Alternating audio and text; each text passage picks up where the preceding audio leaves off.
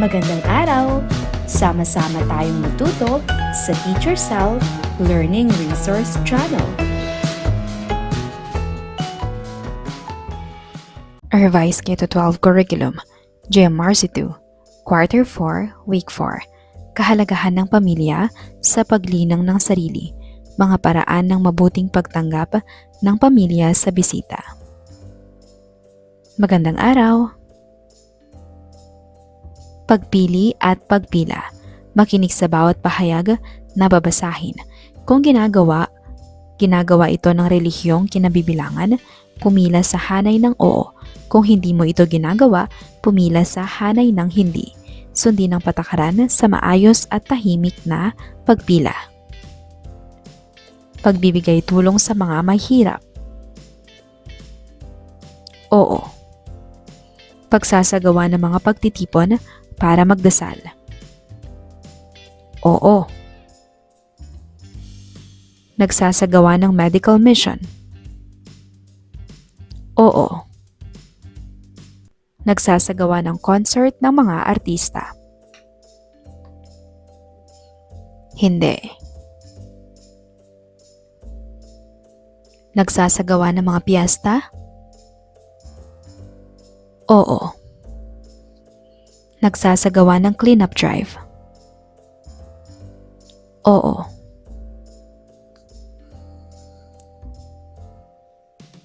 Relihiyon. Ano ang kahulugan ng mga salitang nakapaskil o nakasulat sa pisara? Paniniwala ng tao. Nagtatakda ng gawin ng tao. Sistemang nagsasaayos ng lipunan. Batayan ng mabuting gawain. Sa araw na ito, ating pagtutuunan ng pansin ang pagpapanday ng kasanayan na pagkikiisa sa mga gawaing panrelihiyon. Bilang pagbabalik-aral sa mga araling na talakay noong nakaraang linggo, tumanggap ng 2 pirasong papel. Isulat sa bawat isa ang mga gawain sa inyong relihiyon na sa inyong palagay ay nakabubuti sa kapwa. Itiklop ng magkahiwalay ang mga ito at ilagay sa sisidlan ng paniniwala. Ngayong natipon natin ang ating mga inaasahang mga gawain ng inyong relihiyon, bawat isa sa inyo ay bibigyan ng pagkakataon na bumunot ng 1 pirasong papel para basahin at bigkasin ang pagmamalasakit na inyong ginagawa sa mga pampublikong pasilidad. Pag-isipan at pagnilayan sa inyong sariling karanasan bakit dapat nakikiisa sa ating relihiyon sa pagtulong sa komunidad. Kung hindi natin relihiyon ang nangunguna ng isang gawain, sasama ka pa ba rito? Bakit oo o bakit hindi? Lagyan ng masayang muka kung ang gawain ay nagpapakita ng pagkikiisa sa mga gawaing panrelihiyon sa komunidad. Malungkot na mukha naman kung ito ay hindi nagpapakita ng pagkikiisa. Hindi pinansin ni Julia ang panawagan ng simbahan na magbigay ng donasyon sa mga nasalanta ng bagyo. Malungkot na mukha. Nagbigay si Mikay ng mga donasyong pagkain sa komunidad ng mga Muslim dahil na rin sa pangunguna ng kanyang kaibigang si Mina sa paanyaya ng imam sa kanilang moske. Masayang mukha. Sa kabila ng pag-aayuno, kumain pa rin si Diego ng paborito niyang pagkain. Malungkot na mukha. Sa halip na tumulong sa community catechesis, naglaro lang si Clyde ng basketball. Malungkot na mukha. Kahit na hindi Kristiyano si Arif, sumama pa rin siya sa relief mission na pinangunahan ng simbahan ni Simon na kanyang kaibigan. Masayang mukha. Bigyan natin ng 3 bagsak ang gawain na aking babasahin kung ito ay nagpapakita ng pagkikiisa sa relihiyon. 3 padyak naman kung hindi ito nagpapakita ng pagkikiisa sa relihiyon. Makiisa sa pag-aayuno kung ito ay panahon na ng Ramadan o Kwaresma. Palakpak. Lumahok sa mga pistang bayan. Palakpak. Hindi paggalang sa hindi ko naman relihiyon. Padyak. Mas minabuti ni Gray na sumama sa Christmas party kaysa lumahok sa outreach ng simbahan. Padyak. Kahit hindi Katoliko si Mina, sumama siya sa paglilinis ng paligid ng simbahan.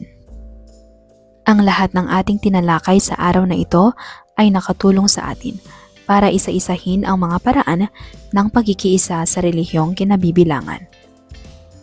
Sumulat ng hindi bababa sa 5 proyekto na iyong isasagawa bilang miyembro ng iyong relihiyon na magtataguyod sa pakikiisa sa komunidad.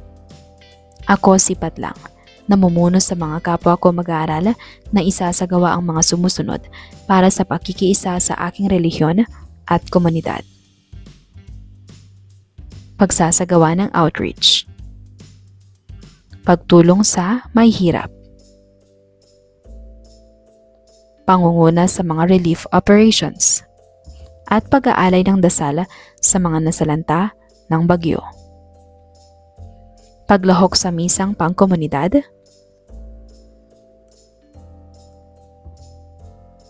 Pakikiisa sa panahon ng pag-aayuno. Para sa ikalawang araw. Pagkakaisa, pagkakaunawaan. Basahin ng mga katangiang nakasulat sa pisara at pakinggang mabuti ang mga sitwasyon o gawain ng relihiyon sa komunidad na babanggitin ng guro. Pagkatapos ng bawat sitwasyon, pumila sa hanay na nagpapakita ng pagkakaisa at pagkakaunawaan at magtaas ng kamay kung may nais kayong linawin o ipahayag. Sama-samang pagtulong ng simbahan sa mga nasalanta ng bagyo. Pagkakaisa. Pagtutulungan para sa komunidad ng magkakaibang paniniwala. Paghikayat sa mga tao na lumahok sa magkakaibang paniniwala. Pagkakaunawaan. Pakikiisa sa mga proyektong magtataguyod sa espiritualidad. Pagkakaisa. Tayo ngayon ay magbabahaginan ng kung ano-ano ang ating mga naiisip na pamamaraan sa pagpapakita ng pagkakaisa at pagkakaunawaan sa komunidad. Pagkakaisa at pagkakaunawaan. Tumanggap muli ng mga piraso ng papel, isulat ang mga gawaing nagpapanatili ng kaayusan at kalinisan, gumamit ng isang piraso para sa pagkakaisa at isang piraso naman para sa pagkakaunawaan. Mga paraan para sa pagpapanatili ng pagkakaisa at pagkakaunawaan sa isang relihiyon. Pagrespeto sa gawain ng mga relihiyon. Pagboboluntaryo na lumahok sa proyekto ng simbahan sa kabila ng pagkakaiba ng paniniwala. Pakikilahok sa mga piyestang panrelihiyon. Paggalang sa kapwa. Pagsunod sa mga nakasaad sa mga kasulatan. Batay sa mga gawaing inyong ibinahagi na nagpapakita ng pagkakaisa at pagkakaunawaan sa relihiyon, magsulat sa papel ng mga paraan kung paano ito humahantong sa pakikiisa at pagkatapos ay ilagay ang inyong mga isinulat sa tamang hanay, pagkakaisa o pagkakaunawaan. Bilang pagpapatuloy ng ating talakayan tungkol sa AGM, ano ang gagawin mo? Makinig sa mga sitwasyong babanggitin ng guro, sagutin ng AGM at ipaliwanag ng malinaw ang bawat sagot. Nakita mong mayroong panawagan ng simbahan para lumuhok sa relief operations para sa mga nasalanta ng bagyo. Sasali ako sa relief operations upang tumulong sa mga nangangailangan. Ang imam ng iyong kaibigang Muslim ay nanawagan para sa mga bolontaryo para sa pamamahagi ng pagkain at damit sa may hirap na komunidad. Magbobolontaryo ako at tutulong sa pamamahagi ng pagkain at damit bilang paggalang at pagkikiisa. Panahon pa ng pag-aayuno ngunit inalok ka ng leksyon ng kaibigan mo. Magalang akong tatanggi at ipapaliwanag na ako ay nag-aayuno. Isulat sa papel ang mga payo ng inyong simbahan tungkol sa kahalagahan ng pagkikiisa sa relihiyon. Ang payo ng aking simbahan upang panatilihin ang pagkakaisa at pagkakaunawaan, kailangang sundin ang payo ng aking simbahan o paniniwala. Isabuhay ang turo ng Diyos. Isabuhay ang pakumbaba para sa iyong kapwa. Kung nakakaginhawa, dapat ay tumulong. Kung nabigyan ng pagkakataong, matulungan. Gumawa ng isang welcome sign na maaaring ipaskil sa pinto ng silid-aralan. Ang welcome sign ay dapat nagpapakita ng paraan sa pagkakaisa at pagkakaunawaan sa inyong relihiyong pinaniniwalaan. Para sa 3 araw. Pagkakaisa, pagkakaunawaan. Ano ang kahulugan ng mga salitang nakapaskil o nakasulat sa pisara? Mayroon ba itong mga pagkakaiba o pagkakaparehas sa mga tinalakay natin kahapon? Kailangang maipakita ang pagkakaisa sa relihiyong kinabibilangan upang maisagawa ang mga tuntunin nito. Ang pagkakaisa ang nagdudulot ng lalong pagkakabuklod ng mga tao. Ang pagkikiisa sa relihiyong kinabibilangan ay nagpapaigting ng pagkakaunawaan. Naipapasa ito patungo sa pagkakaroon ng pagkakaunawaan sa pamamagitan ng pagbibigay ng respeto sa bawat isa. Makinig sa mga pangungusap na babanggitin na naglalarawan ng mga paraan ng pagkakaisa at pagkakaunawaan at tukuyin kung alin sa mga ito ang tumutukoy sa mga salitang nakasulat sa pisara. Pagtutulungan ng mga magkakapareho at magkakaibang pananampalataya. Pagsasagawa ng sama-samang panalangin. Pagsasagawa ng mga outreach program at pagtulog sa mga naghihirap. Pagsuporta sa kapwa kahit na iba ang kanyang paniniwala. Pag-imbita sa pistang panrelihiyon sa kaibigang may ibang paniniwala. Paglahok sa pag-aaral ng Biblia at Quran. Basahin ang mga pinagpipiliang pamamaraan ng pagkakaunawaan at pagkakaisa, isa-isahin ang mga ito at ilakip sa angkop na grupo. Pagkakaisa, pagtutulungan ng mga magkakapareho at magkakaibang pananampalataya. Pagsasagawa ng sama-samang panalangin. Pagsasagawa ng mga outreach program at pagtulong sa mga naghihirap. Pagkakaunawaan, pagsuporta sa kapwa kahit na iba ang kanyang paniniwala. Pag-imbita sa pistang panrelihiyon sa kaibigang may ibang paniniwala. Pagsasagawa ng sama-samang panalangin. Bakit mahalagang malaman at maunawaan ang paraan ng pagkakaisa sa mga magkakapareho at magkakaibigang paniniwala? Mahalaga ito upang magkaroon ng paggalang, kapayapaan at maayos na samahan kahit magkakaiba ang paniniwala ng bawat isa. Bakit mahalagang malaman ang pagkakaunawaan? Mahalaga ang pagkakaunawaan upang maiwasan ang alitan at masolusyonan ang mga problema sa pamamagitan ng maayos na pag-uusap. Bakit mahalaga ang pagkakaisa sa mga pananampalataya at may magkakaibang paniniwala? Mahalaga ito upang magkaroon ng pagtutulungan, paggalang sa paniniwala ng iba at pagkakaroon ng mapayapang pamayanan. Lagyan ng masayang mukha kung saang hanay kabilang ang nakasulat sa pinakakaliwang hanay. Regular na paglilinis ng paligid ng templo.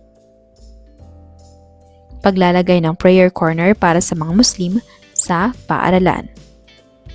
regular na pakikilahok sa mga dasal. Pagrespeto sa ritual ng pag-aalay ng mga katutubong Ifugao. Pagdalo sa mga klase ng katekismo. Narito ang mga susing sagot.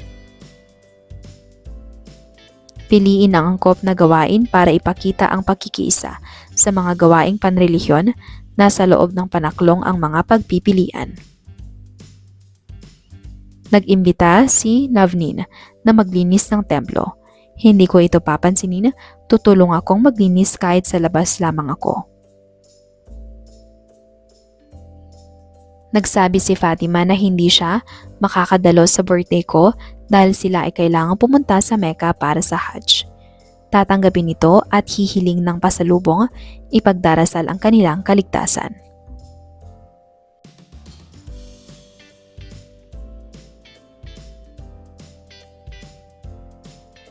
Nakita kang nagsasagawa ng ritual ng pag-aalay. Panonoorin ang ritual ng pag-aalay. Igagalang ang ritual na isinasagawa.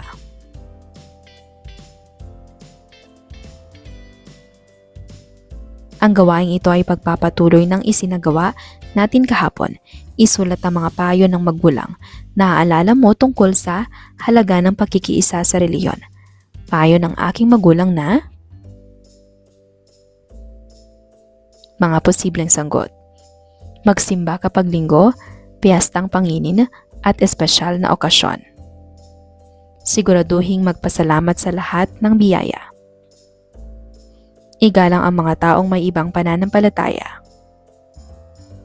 Igalang ang mga sagradong lugar gaya ng simbahan, templo, moske. Gumawa ng reminder chart na nagpapakita ng mga paraan kung paano ipahahayag ang pakikiisa sa mga gawaing panrelihiyon. Para sa ika-4 na araw. Pagkakaisa, pagkakaunawaan, pakikiisa. Ano ang kahulugan ng mga salitang nakapaskil o nakasulat sa pisara?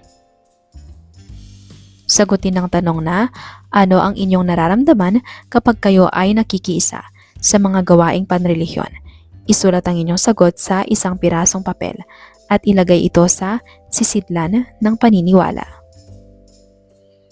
Sa araw na ito, bubunot kayo ng isang pirasong papel mula sa sisidlan at magbabahagi ng nilalaman nito sa klase. Tandaan na ang inyong mabubunot ay maaaring isinulat ng ibang mag-aaral. Ano ang nabanggit na nararamdaman ng iyong nabunot? Bakit ganoon ang iyong naramdaman? Maaari ka bang magbahagi ng karanasan? Bakit natin isinagawa ang pakikiisa sa mga gawaing panrelihiyon? Ano ang naidudulot ng pakikiisa sa gawaing panrelihiyon? Ito ay nagpapakita ng pagmamalasakit sa mga kapwa at paghangad ng ikabubuti ng lahat. Pinagtitibay nito ang espiritual na pangangailangan. Nagdudulot ito ng kapayapaan at kaayusan sa komunidad. Nagpapabuti ng relasyon ng kapwa. Nagpapakita ito ng pagiging mabuting mamamayan. Nagpapakita ito ng mabuting hangarin. Napauunlad nito ang pakikiramay ng bawat isa sa mga nangangailangan. Nagpapakita ito ng kababaang loob. Nabubuo at nagpapakita ng respeto sa bawat isa. Outreach Program. Ikalawang grupo, katekismo. Ikatlong grupo, prayer group. Ika-4 na grupo, fiesta. Ang mga gawaing ito ay halimbawa lamang ng mga pamamaraang nagpapatibay ng pananampalataya ng bawat isa. Iba-iba man ang paniniwala ng mga tao, ang pagkikiisa at pagkakaunawaan ang magbubuklod sa mga tao tungo sa pagsasabuhay ng mabuting hangarin. Guhitan ng bituin kung ang nakasaad ay nagpapakita ng pagkikiisa at buwan naman kung hindi sa mga gawaing panrelihiyon. Pagpitas ng bulaklak sa hardin sa simbahan. Pagbibigay ng limos sa mga street children sa simbahan. Regular na paglilinis ng templo.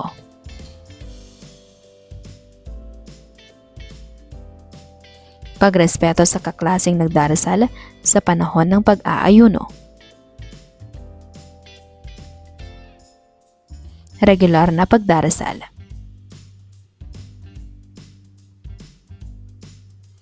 Hindi pagpansin sa mga proyekto ng simbahan.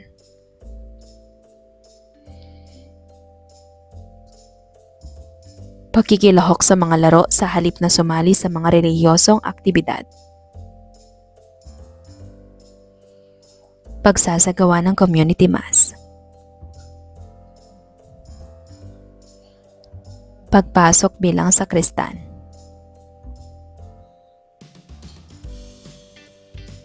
Hindi pagpansin sa mga taong may ibang relihiyon.